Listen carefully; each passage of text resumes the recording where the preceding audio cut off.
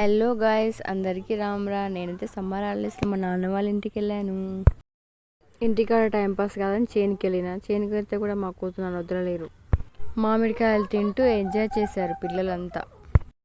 ఇంకేముంది, ఎండలో అటు ఇటు తిరగడం తప్ప మేము చేసింది ఏమీ లేదు.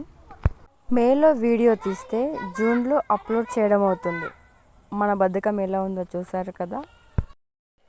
పెద్ద చింత చెట్టు కింద మా పెద్దనాన్న, మా తమ్ముడు, మా చిన్నన్న ముగ్గురు కలిసి మొత్తం క్లీన్ చేశారు. ఎందుకంటే చింతపూత, చింతాకు మొత్తం రాలింది. నేను కూడా పని చేయాలా నాయన అని అడగబోతే, వద్దమ్మా నువ్వు ఒక ఇంటి ఆడపిల్ల. అప్పుడు అర్థమైంది, మన ఇంటికి మనం చుట్టాలాగా వెళ్ళి రావాలి. అంతే కదా ఒక ఆడపిల్ల జీవితం.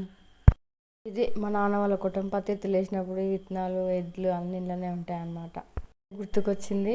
విత్తనం వేసే ప్రతిసారి నన్ను తలుచుకుంటుంటాం పెద్దమ్మ, మా నాన్న, మా పెద్దనాయన. ఎందుకంటే మనం పనిలో అంత ఫేమస్ అనగానే మీకు అర్థమై ఉండాలి. మనకు చేను పని అంటే పుట్టెడు భయం. ఎందుకో ఏమో నాకు కూడా తెలియదు కానీ చేను కాడ అన్నం తింటుంటే ఇంకా ఆకలి వేస్తుంది. కానీ ఆకలి మాత్రం ముగింపు కానే కాదు.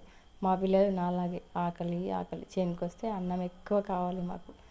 ఉంటాం అరచల్. మా తమ్ముడు వాడే నాలాగా పనికి బ్రాండ్. ఎట్లుంది మన video? Do follow for more. ఎందుకంటే నాకు ఇంగ్లీష్ మాత్రం పక్క వాగుతా. కానీ మీరు మాత్రం ఫాలో చేయండి, సబ్స్క్రైబ్ చేయండి.